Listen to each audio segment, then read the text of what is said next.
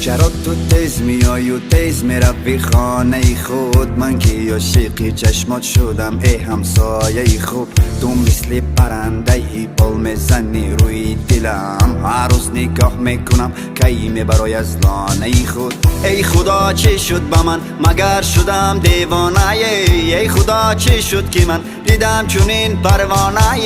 از دوری ها نظارتش میکند چشم دلم، تا نداند که دارد مرا همسفر همسایه. بگو چی کار بکنم که شنوی حرفایم؟